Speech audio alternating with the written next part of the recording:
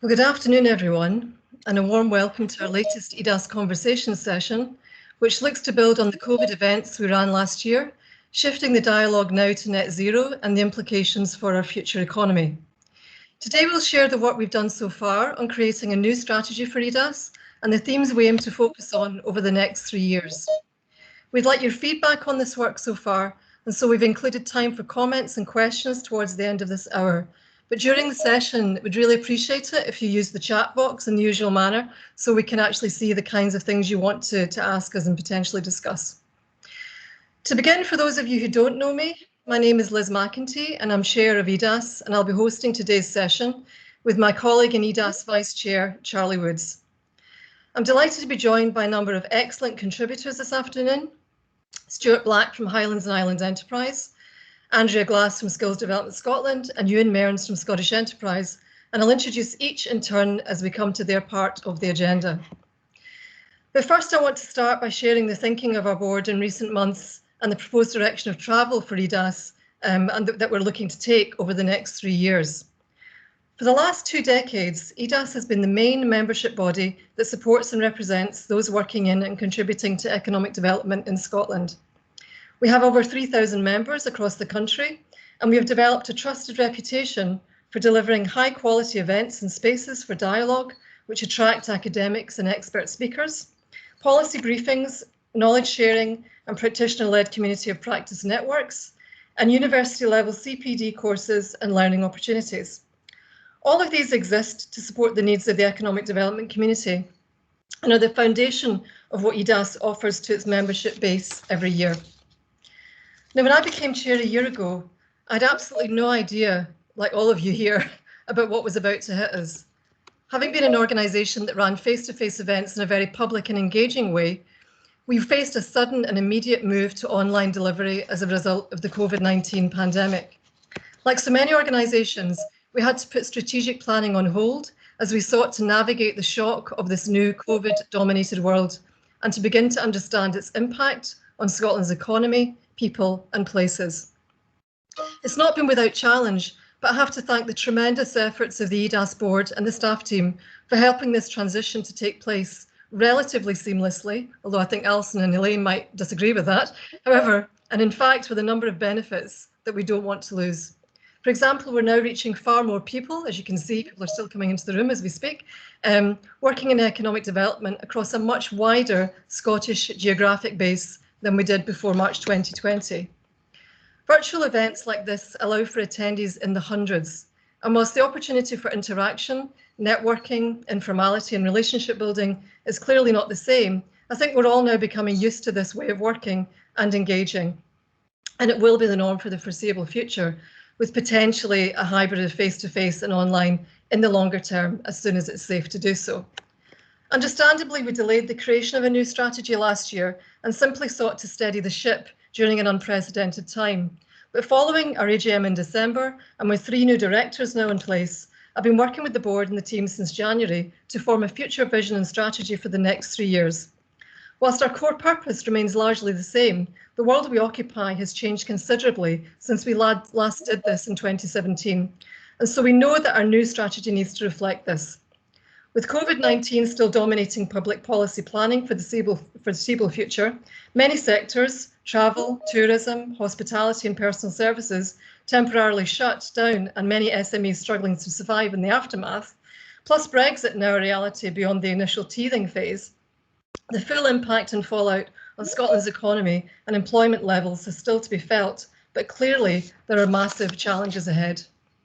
Against such a backdrop, poverty, ill health and inequality continue to persist for far too many, with those poorest and most marginalised placed at most risk by the virus. And we face a ticking clock in the race to address climate change and to protect and secure our environment and natural assets. Looking ahead post-pandemic to a changed and changing world, we need to understand what recovery will mean for Scotland's people, industries, businesses and places. And we need to clearly identify the opportunities that lie ahead and to connect these to an economy that is fair and inclusive for all. This is why we're seeking to shift away from COVID to COP conversations.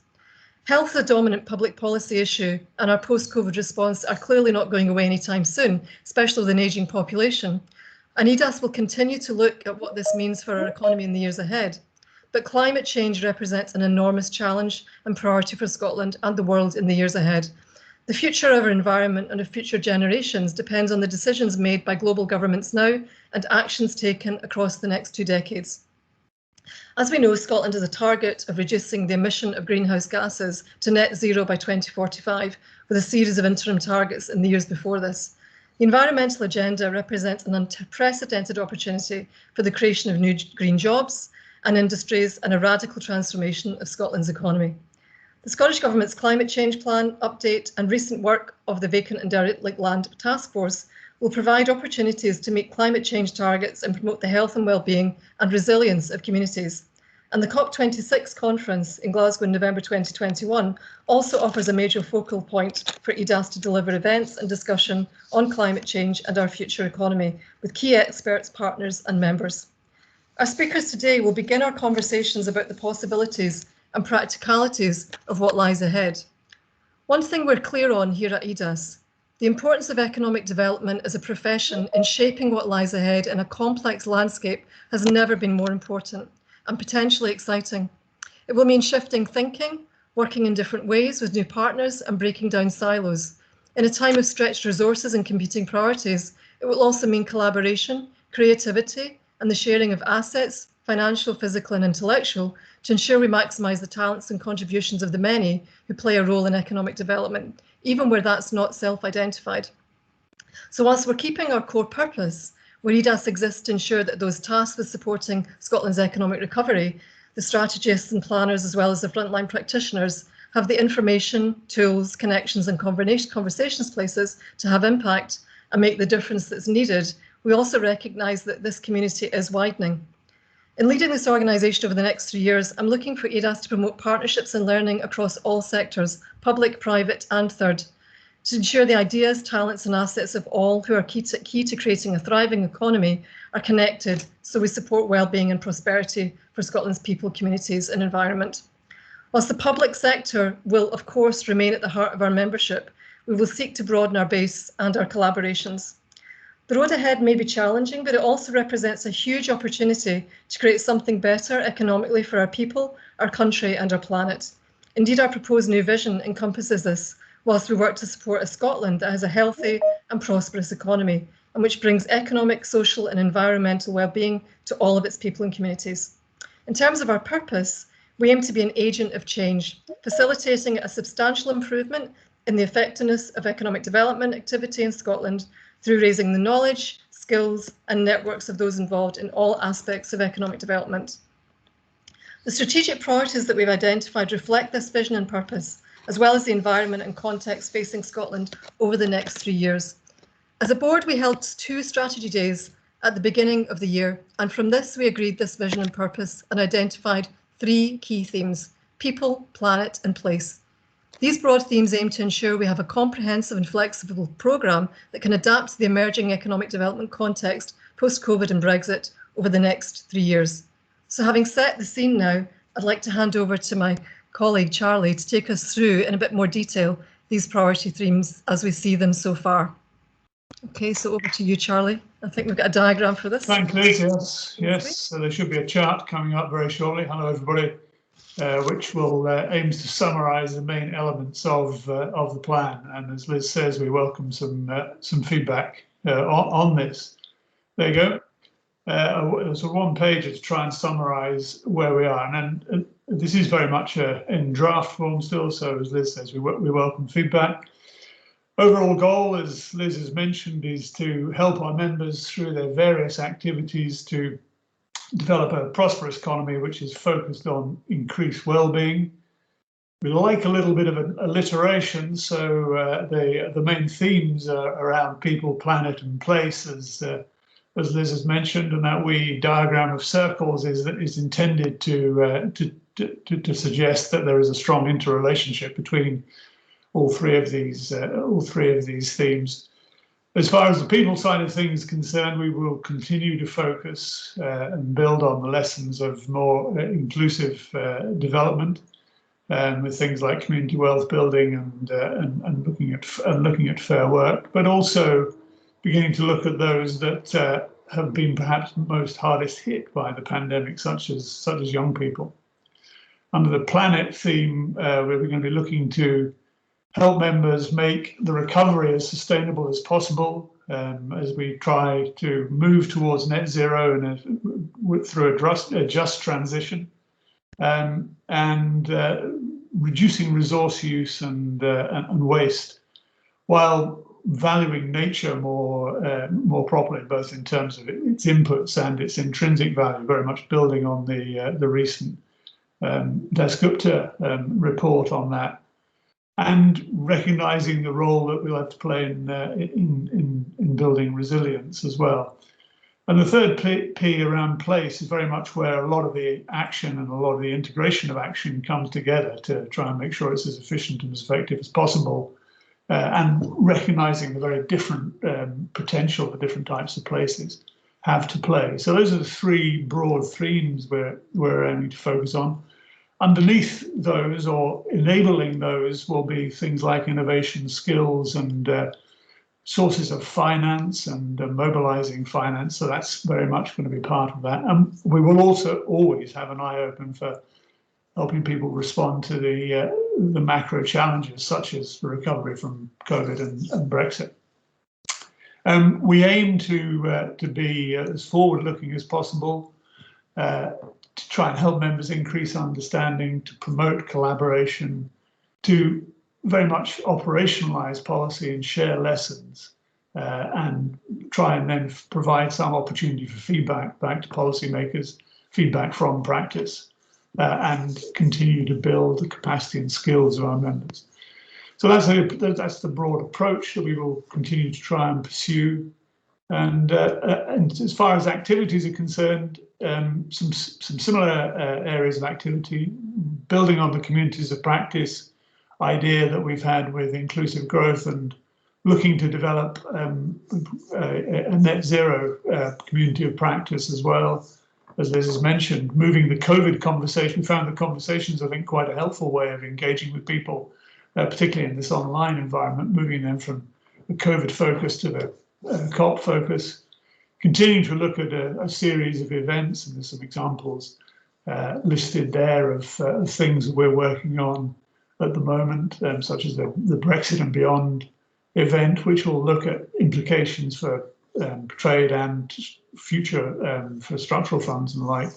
We have a conference, which will be a virtual conference this year, around the three main themes, and we will continue our CPD work with the addition of looking at introducing some work around the net zero transition as well under the CPD program. So, as Liz says, this is a draft of where we are at the moment. Any feedback today or in emails or any other format, we would certainly welcome, because we do like to be as much of a member-driven organisation as we possibly can be. So that's all for me. Thanks. Thanks, Charlie. That was great. Thank you. Okay, we're going to move swiftly on to our first speaker. We're going to hear from three speakers in turn on the opportunities and challenges if now that we're shifting this focus to net zero and the move to a net zero economy. So can I firstly introduce Stuart Black, who's Area Manager for Moray, Highlands and Islands Enterprise. Stuart is a highly experienced Director of Development with a history of working in local government and economic development. And I'm delighted to say he's also a very active and supportive member of our Edas board. And he does have, I think, a lot of expertise in this area that he's about to speak on. So Stuart's going to give us a Highlands and Islands Enterprise perspective on this agenda. So over to you, Stuart. And thank you for being here today. Oh, I think you're just muted just for a moment. Yes, apparently you're on mute is one of the most popular phrases of last year. I'll try and avoid using it again. Good afternoon, everyone. Thanks for your attention and your coming along today.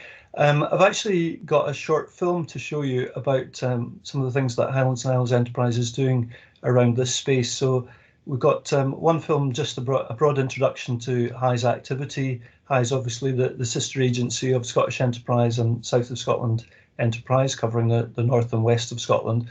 So Alison, if you could fire up the first video, which is an introduction to what we're doing, and hopefully you'll find it useful. Thanks. Net zero is a formidable target for Scotland, but one which is achievable. The consequences of not meeting the target are severe: increased extreme weather events, food shortages, flooding, landslips, and new health threats. The science demonstrates how close we are to irreversible change, and it's the reason the government target was set. We're all familiar with the target of net zero emissions by 2045, but less familiar with the interim target of 70% reductions by 2030, which is less than 10 years away. So how do we get there? Collectively, we need to convert all heating and transport to low or zero carbon emissions. We need improved design to remove waste and reuse materials that require high carbon levels to extract and manufacture, such as plastics. We need to find ways to do this that are just and inclusive. High's approach for a just transition focuses on the advantage we have in the region. Our natural capital is amongst the most resourceful and plentiful in the world. Our marine environment offers significant opportunity for energy generation, marine science, manufacturing and aquaculture. Our track record and world firsts in innovation and renewable energy provide a solid foundation and offer business and job opportunities in every part of our region.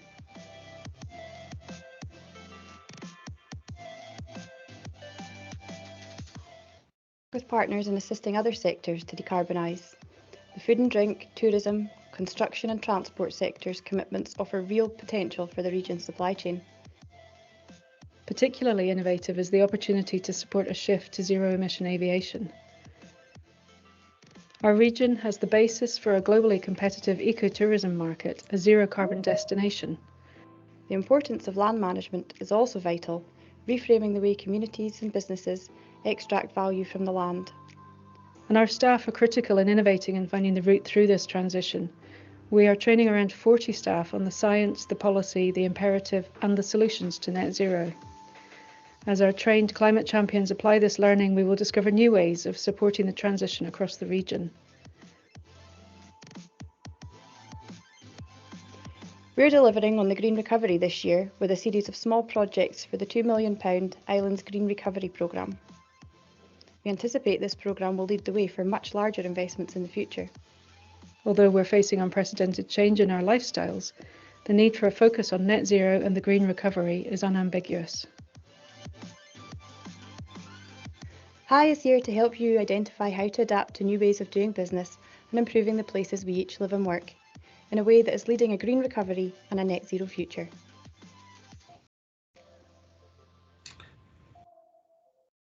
Okay, I hope you found that interesting. And I've just got one more short video, which is a case study of Glenwivis Distillery outside of Dingwall. Alison, if you could manage to get that one up as well, thanks.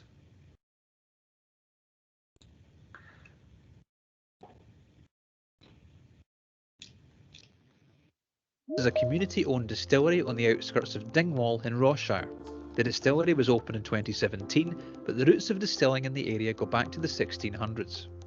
One of the unique features of the development has been the commitment to sustainability and a low carbon footprint. The distillery draws power from a wind turbine, solar panels and a hydro scheme.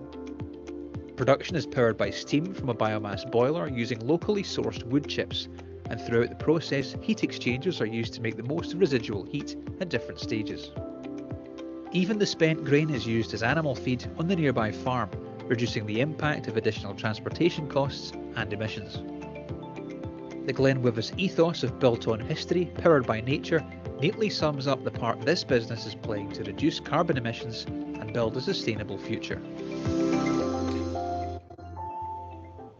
Okay, thanks very much, Alison, and hope those two films were useful in terms of what HI is doing.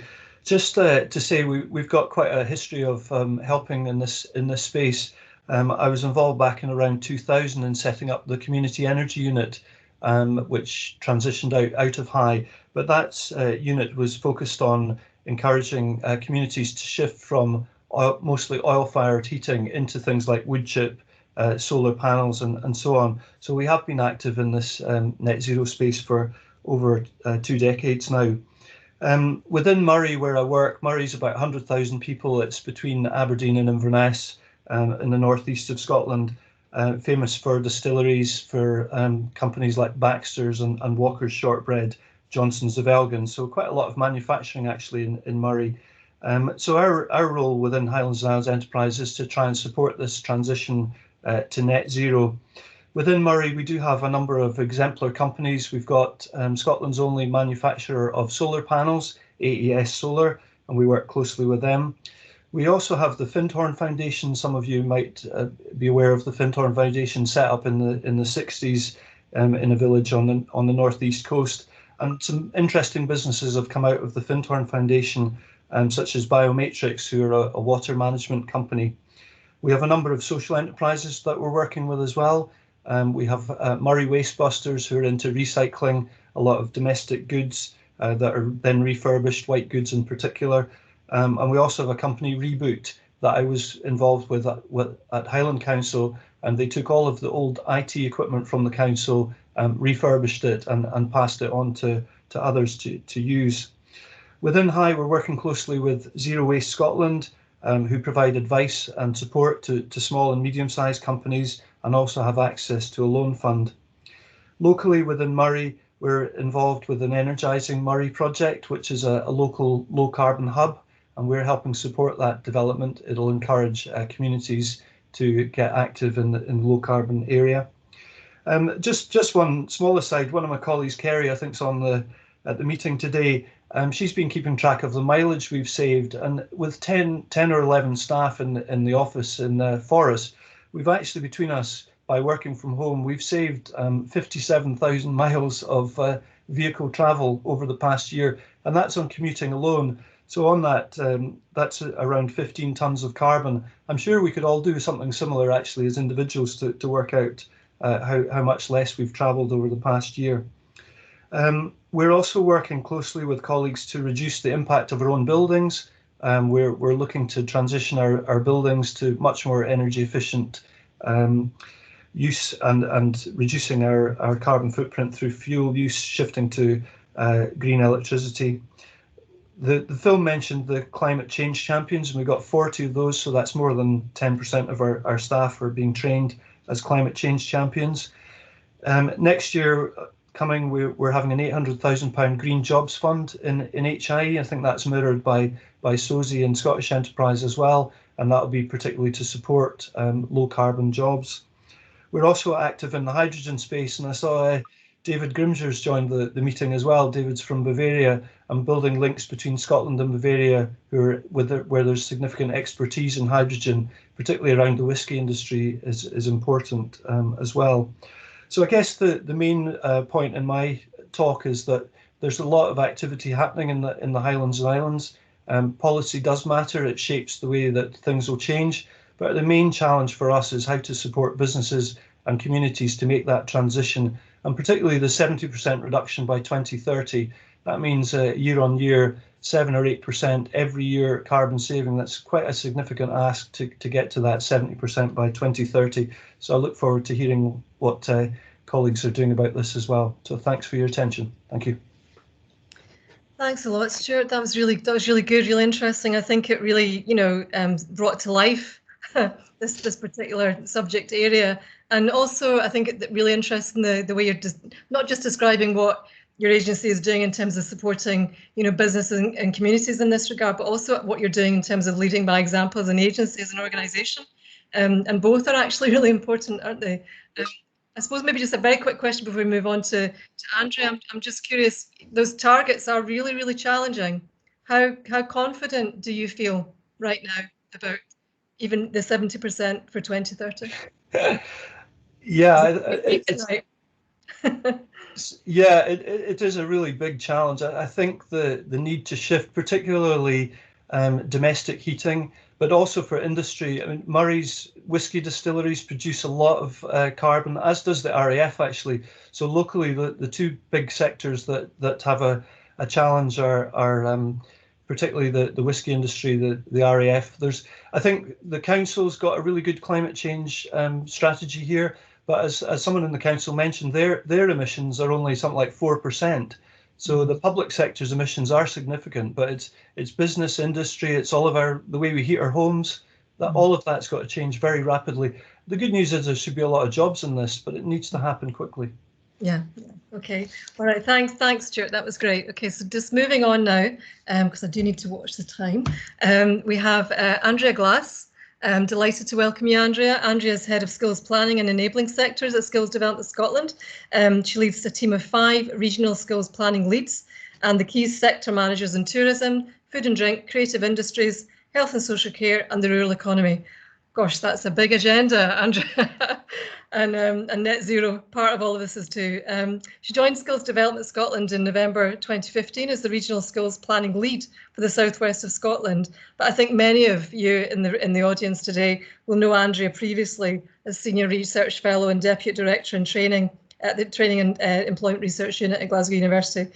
So really delighted to have you with us today, Andrea, and over to you for your perspective on this subject. Thanks very much, Liz. Let me just share my screen. Hopefully you can see that there now. Okay. What I'm going to do is I'm going to take us through the Climate Emergency Skills Action Plan, which was developed by Skills Development Scotland, Scottish Government, key partners and industry, and published in December 2020. But I think before we look at that in any detail, in order to understand the transition to net zero, it's actually important to understand how it fits into the wider set of challenges that are currently facing Scotland. And I think there's 5 of these big challenges, which I just want to touch on very, very briefly. So first of those is really demographic trends. We're facing a shrinking working age population, rising dependency ratios, and real issues around rural depopulation. What we actually have in Scotland is a war on talent and a need to maximise all of the talent and skills that are available to us. The second of the big key challenges is actually that of Brexit. We're highly reliant on EU labour. New restrictions on movement has potential to significantly impact businesses and the wider talent pool and create a further impediment to economic recovery. The third big skills challenge, I think, is that of around Industry 4.0. We're facing constant disruption. Recurring occupational change is going to be a requirement of the lives that we lead, and we cannot predict the future. But I think we can prepare for a future that is increasingly unpredictable, and that's through the development of agile, adaptive, resilient workers. The fourth of the big key challenges is actually around the nature of work itself, facing new working patterns, split employment, remote working with the boundaries perhaps between employment and unemployment not as sharp as they once were. And it's within the context of all of these other skills challenges, themselves interlinked, that we need to consider the opportunities and threats around what it actually means for a net zero transition. So focusing in on that net zero transition, very, very ambitious targets that we've already touched on, demanding change. So in response to that global climate emergency, Scotland set ambitious targets to achieve net zero by 2045 and 75% reductions by 2030. The climate change update in December 2020 set out the action to support that green recovery. But what does it actually mean? It recognises that we'll need a fundamental shift in energy generation and use, in the decarbonisation of transport and heating and land use, new technological solutions to reduce and capture and store greenhouse gases. And importantly, it's also about wider behavioural change, whether it's businesses or whether it's individuals and households in minimising waste to help us think and act sustainably. It is, however, a key transformational opportunity for the Scottish economy and likely to be the central driver of economic growth over the next 15 years, the potential to create highly skilled, well-paid and sustainable jobs. And this is an effect that's going to be felt across multiple sectors of the economy, including energy, construction, transport, manufacturing, agriculture and land management. And Scottish Government's commitment to decarbonising that economy clearly set out in the climate change update, which is going to see over 2.4 billion invested in measures to drive that economic transition. However, economic ambition and investment on its own needs to be matched by a similar commitment to skills and workforce investment. At a time when we are facing significant challenges following the economic downturn from COVID, the impact of Brexit, changes brought about by Industry 4.0, it's now that supporting people into good, fair and green jobs through a green recovery is more important than ever. And that is where the development of the CSAP is absolutely critical. So the CSAP was launched alongside that climate change update in December, and it sets out the challenge and opportunities for the skills system. But importantly, what are its key messages? First of all, that the transition to net zero will have a transformational impact on the Scottish economy, as I said, and that potential to create tens of thousands of really well-paid, highly skilled jobs over the next 20 years.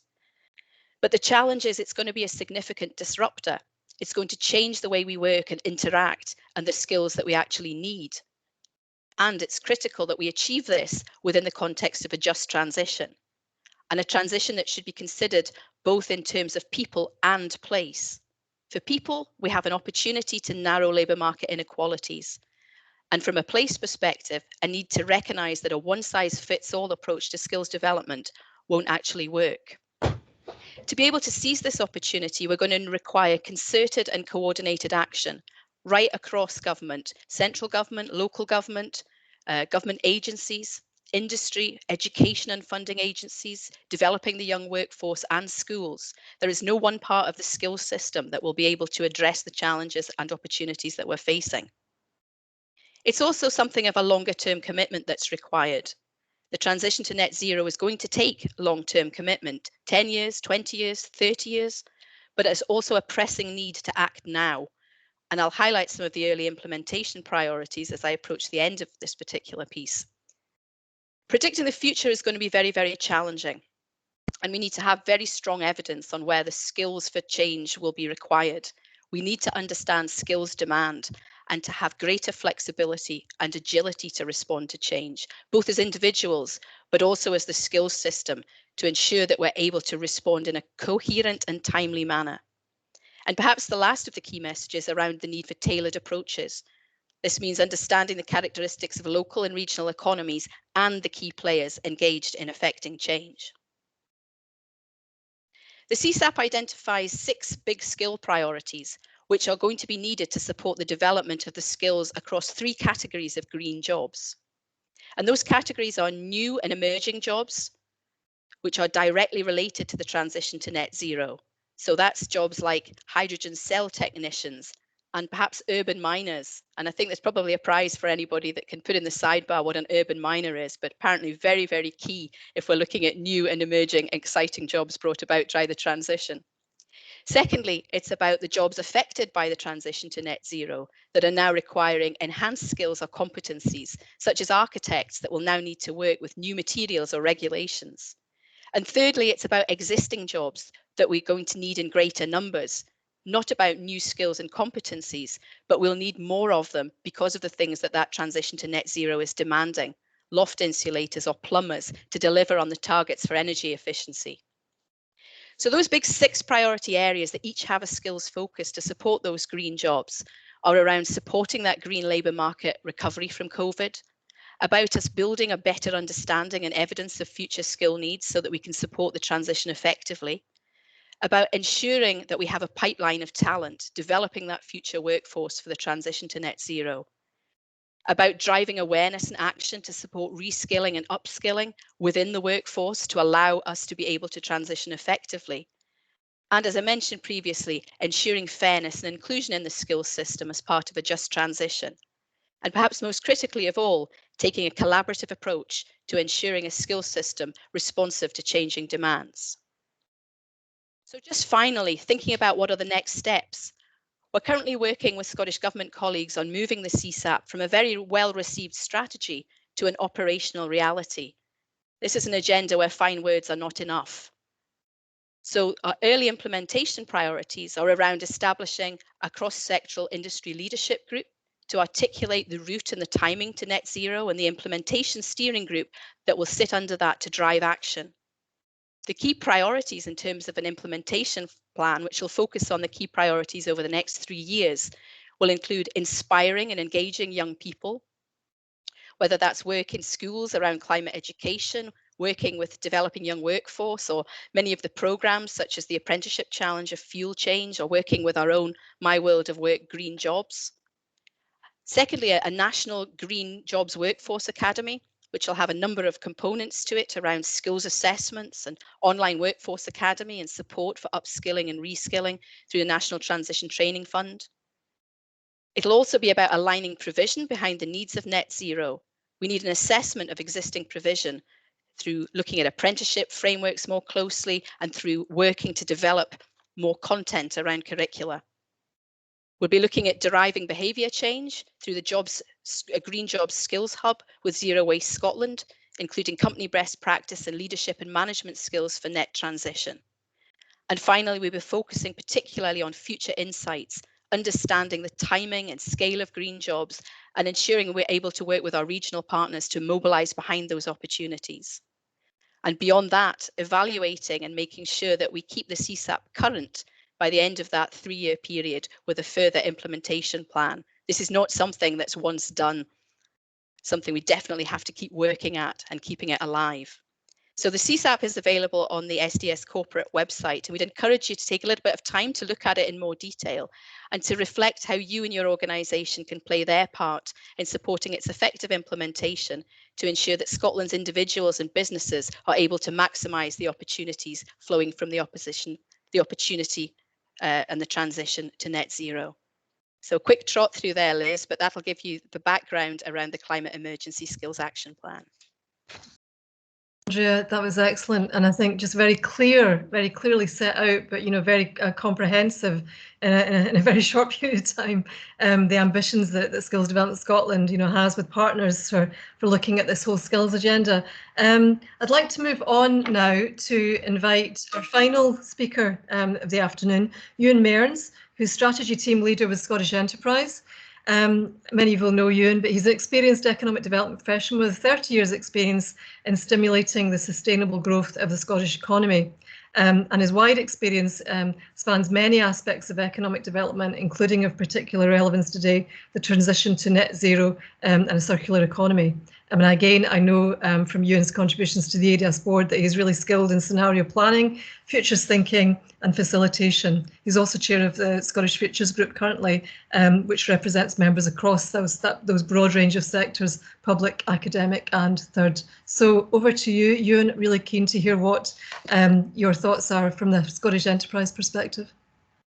Great. Thank you very much, Liz, and good afternoon, everyone.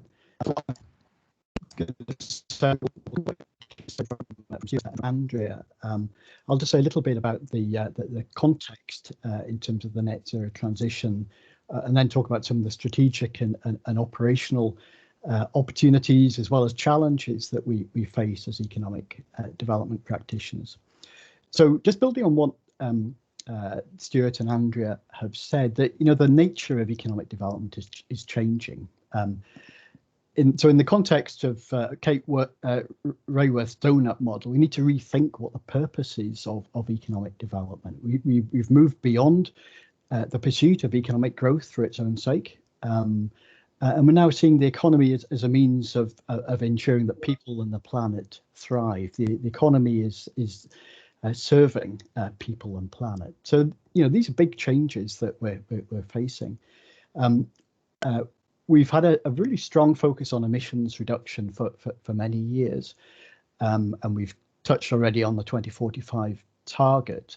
And as Stuart was saying, that certainly is a huge transformation. But that transformation goes way beyond emissions reduction. So we're going to have to think about what it is that we do as economic development practitioners. So we can only meet this net zero target if we, as Charlie was saying right at the outset, if we change the way in which we value and account for natural capital. That was the subject of the Dasgupta review. If we deploy new technologies, including negative emissions technologies like carbon capture and storage, and if we adopt circular models and circular systems and business models to reuse materials in the economy for as long as possible. I think it's important to say that Scotland is building on strong foundations. You've heard that from some of the examples given today. Scotland's made great progress in terms of its energy transition and recycling rates, but progress isn't always consistent across businesses, organisations, regions, industries, and we need to go further and faster and on a more consistent basis. So I want to say a little bit about Scottish Enterprise in terms of what we're doing on this agenda. We're certainly making big changes in how we operate. So we're going to be positioning the net zero transition at the heart of our role and activities going forward. So we've got two climate change board champions who are, great help in giving us expert advice. And in fact, we had a board level discussion just last week. But we also know that we don't have all the answers. We're still learning. There isn't a guidebook here. So we need to learn from others, and we need to share what is working with others. So I want to say a little bit about the opportunities dimension, first of all, and then maybe tease out some of the implications for how we work and who we work with. So as Andrea was saying, there are massive opportunities in terms of the net zero transition. Yes, we absolutely agree. There's a climate and a nature emergency. And we need to change and respond to those. But we also need to position Scotland so it can take advantage of the huge demand that will come from this transition over the next 20-25 years or so. So Mark Carney describes climate change as being the greatest commercial opportunity of our time. OECD talks about annual spend on decarbonised infrastructure of up to $7 trillion up to 2030 over the next decade. UK government's got a 10-point plan, 12 billion spend, potentially levering at least 3 times that amount from the private sector, creating and supporting up to 250,000 green jobs. Scottish government is just recently in its budget statement announced an additional 2 billion in low carbon investment over the next 5 years. So we've got over $500,000 on low carbon heat, support for the energy transition, emerging energy technologies, and as we've heard, the £100 million Green Jobs Fund.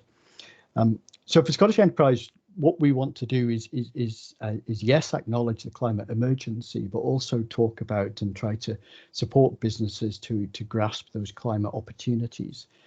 So helping businesses innovate at home and then export those solutions internationally, helping businesses to become more adaptive and resilient in creating jobs for the future, and also shaping a just transition that improves the opportunities and well-being for everyone in Scotland. So just some examples, kind of things that Scottish Enterprise is doing. We've got a new series of national programmes. We're prioritising 7 strategic programmes, 3 of which are directly related to low carbon transition. So we're bringing forward projects to support low carbon heat, to help develop the hydrogen economy, and also to develop Scotland's strengths in terms of low carbon heavy duty vehicles, buses, ferries, construction vehicles, etc. We use environmental aid powers. So over the last 6 years, we've spent about £18 million, but then leave it over 230 million in projects, saving carbon and levering investment on the back of that. Our growth investments team works alongside investors, and we've levered over 200 million in the Energy Investment Fund since 2012. So there's lots of opportunities out there, both within Scotland and globally. And as I say, Scotland is building on strong foundations, so we have a lot to look forward to in order to shape some of those opportunities. But what does that mean for organisations who are delivering economic development? So as I've said, this is a big transformation, and it's going to play out over a number of years. But what it means is that we need to make sure that our investment is aligned with policy, and any investments we make now are going to make sure that they help businesses and organisations, on a path which is consistent with then that net zero transition. So it's about strengthening decision-making processes and prioritising what we spend our money on, about embedding climate change considerations in terms of project appraisal and approval decisions. So, for example, in SE, we've had a mandatory carbon assessment process for all projects for the last decade or so, but we need to go further in terms of having a more consistent approach. It also means that we need to think about how we work with organisations and also who we work with. So just some examples, we might want to think about how we look for commitment from companies, that they are also aligned with that net zero transition, acknowledging that businesses are at different stages of their journey. So yes, it's about emissions reduction. We might also want businesses to confirm that they're interested in helping to sustain and improve natural capital and biodiversity in terms of their supply chains. We might want to look for evidence they're moving towards more circular models. We've heard quite a bit about the green recovery and creating green jobs, and that's definitely something that we're focusing on. The Scottish Government published a new trade vision that comes on the back of the Human Investment Plan, and there's also a capital investment plan. So what we see is a high-level values-led approach, where that net zero transition is really built into our high-level principles and objectives. We're also looking at having themed funding calls, which would specifically invite projects and businesses to come forward with relevant projects. And then finally, we want to work with innovators and entrepreneurs to attract investment to quickly scale up new businesses. So for us, we've heard a little bit on the high video, we're looking at staff training and CPD so they can embed net zero in their roles. We need to evolve how we measure success. So looking at our targets and measures. I've talked about, we said that we need to learn from best practice elsewhere, which we're doing. And then finally, as Stuart was saying, looking at how we work ourselves and looking at our own organisational processes. In fact, we just did some analysis looking at SE's own emissions. And I think for the 6 months, last 6 months of last year, if we compared that with the 6 months of the previous year, we were 80%, we made savings of 80% in our emissions over that 12-month period. So very finally, COP26, no one's mentioned it, I don't think, in detail so far. It's a massive opportunity for Scotland. It puts us on the global stage to raise our profile and attract investment. Yes, it enables us to engage businesses and communities. So, for example, if you've not seen it, have a look at the UN Race to Zero campaign. There's regions, cities, businesses, investors all over the world committing to that race to zero. But perhaps the biggest legacy from COP26 is hopefully the impact it will have in accelerating Scotland's progress in meeting its net zero goals. So I'll end on that note and pass back to you, Liz. Okay, thank you. Thanks very much, Ewan. That was, again, really comprehensive summary of where things are at. And scribbling madly, I'm sure a lot of people are too. But don't worry, we will. This session, I should have said at the outset, the session is being recorded. So you will all be sent a copy of the recording. And I can see in the chat box that we've also got some of the documents that have been mentioned in the presentations that have been posted already. But again, we'll make sure that everybody gets copies of these at the end and once we've finished up. Okay, we've got about, gosh, just over 10 minutes, slightly, yeah, 11 minutes left before we finish up. And I'm not seeing questions so far in the chat box, but we do have a little bit of time left over for some questions for our speakers. And also, if you have anything around our strategy that we've been proposing. So we can do this a variety of ways. You can either put your question in the box if you don't really want to speak, but given that we'd like it to be a bit more interactive, it would be really good if you could put your hand up, and if you're brave enough to put your hand up and perhaps speak to the room. So does anybody have anything they would like to raise? I think I can see on my screen here, and I'll be kept right by Alison and Elaine in the background, but Chris Cook, Chris, are you looking to come in? I think you've got your hand raised there. So yeah, thanks very much. Haven't really heard anything about my favourite subject, which you know what that is, I think, from experience, which is funding. How do we get it funded? I mean, I've been working on what is loosely described as energy fintech for the last decade, in fact, nearer 20 years actually, and made quite a bit of progress in the last month or so, or last year or so. Because the fact is, the COP26 coming up, and I'm glad that was put in right at the end there. It's crucial. It gives us a chance to show us, to show the world what we're capable of. And the one thing that COP26 is about, because in the last 10 years we've been looking at financial mechanisms for funding the transition. They don't bloody exist, do they? They really do not exist. And people like Kerry himself, is coming to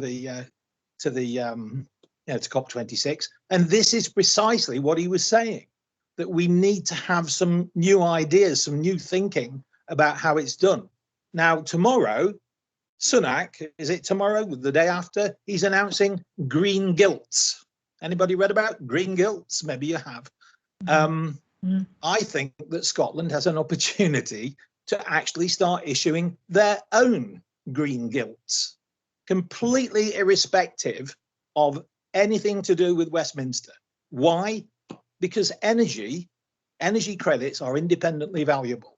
Now, I've done a huge amount of work on this, behind the radar screen, from a background as a market designer. I designed the UK natural gas futures market. I know a little bit about how this works, and I can tell you it is completely possible for Scotland to lead global finance by mobilizing the natural resources we have. Seems to be passing people by, but it's completely there to do. After that little rant, I shall leave that thought with you. Thank you very much. Okay. No, thanks, Chris. I mean, I'm going to come on to the speakers in just a moment, but I suppose a further question to you would be, you've clearly got a lot of ideas, a lot of passion around this subject. Are you able to connect it to where it needs to be heard? Are you, or is there a frustration with that as well? I think I have to report that I'm beginning to get through. I'm talking to the Scottish National Investment Bank.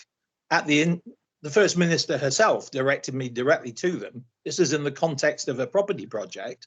But because I made the point, is the SNIB only going to be looking at debt and equity, or is it prepared to look at partnership equity? And she said, whatever works. So I'm in dialogue with them. This is what I've been working with Strathclyde on FinTech, all about, should we say, complementary means of funding. It's completely there to do. And I think we must look at this in the next 6 months to a year.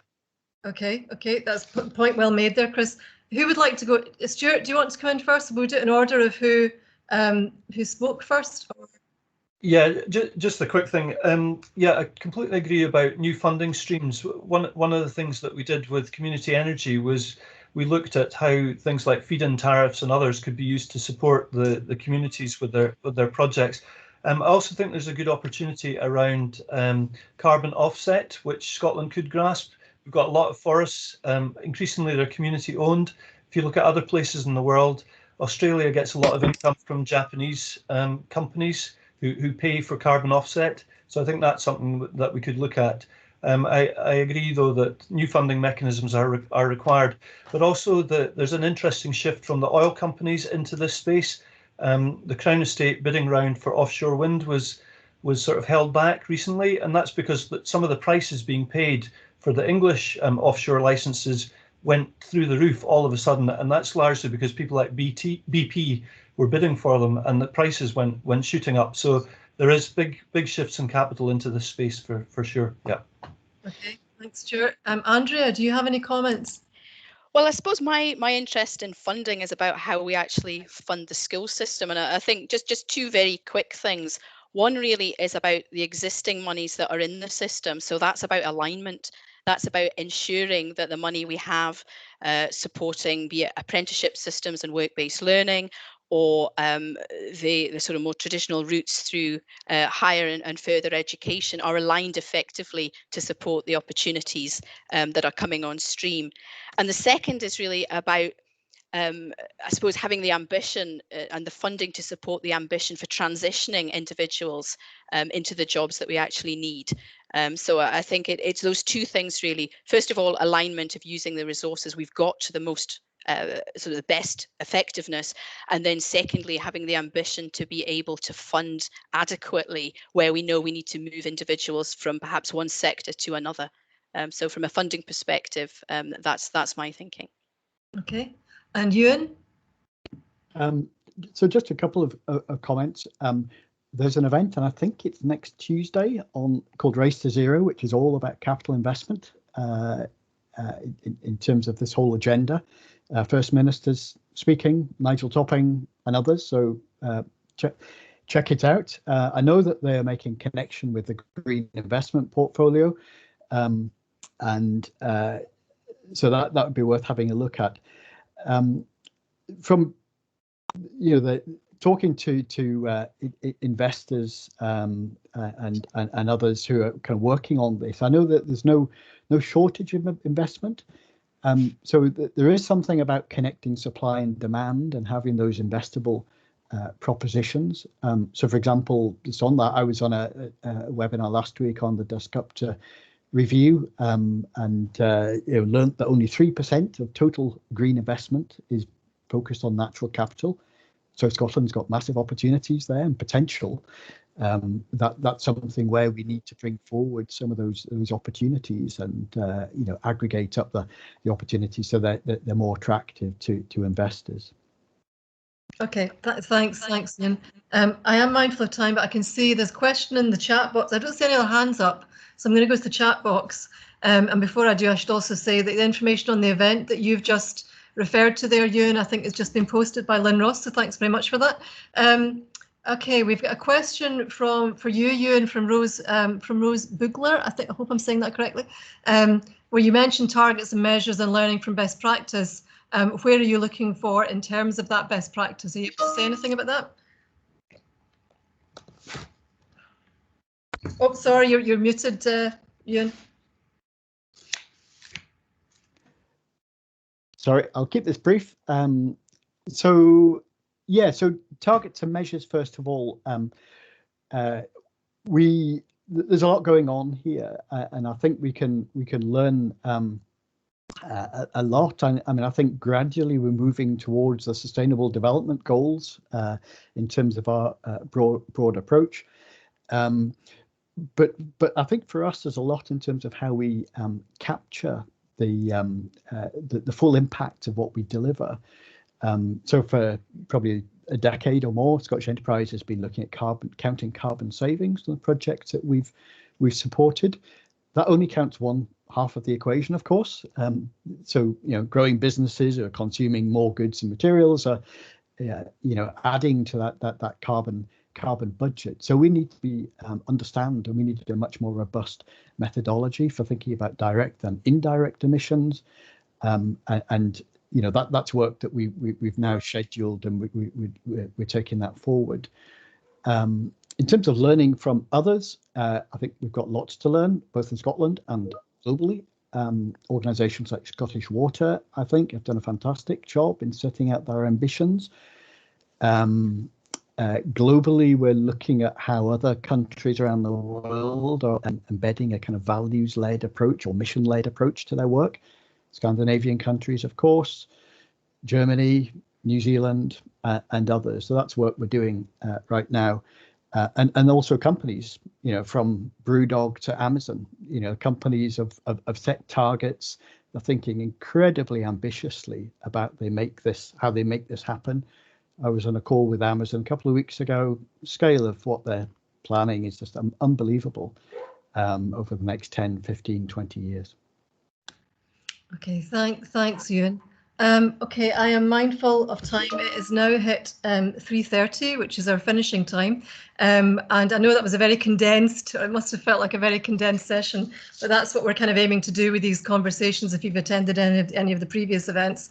Can I thank, first of all of our speakers, but before I do so, also just say this is just the start of our conversations on this subject, rather than partly as a result of the times we're living in, but also just from a a lead-in perspective to COP26. Rather than have our annual all-day conference this year, we're going to be having a series of smaller conference events in the lead up to COP26, where we'll be focusing on the different dimensions and different aspects of people, planet, place in regard to this subject. So look out for the details on that. We will be obviously posting that shortly. We are also looking to get feedback on our strategy. So again, we're conscious not all of our members could be here today, so we will share the details of that shortly, because we'll be looking to finalise that really in the tie into the new financial year. But thanks very much to you and to Andrea, to Stuart, to Charlie as well, for setting the scene on our policy priorities. To obviously Elaine and Alice in the background, as always, for doing sterling work and keeping this all happening, and to all of you as well for coming today and for listening and participating. As I say, we'll get all of the information and the recording and the many links that have been shared to you, and really looking forward to continuing this conversation in the months ahead. It's a really important one, as we know, so we will not be leaving this one alone. Okay, so thank you, everybody, and stay safe. Take care.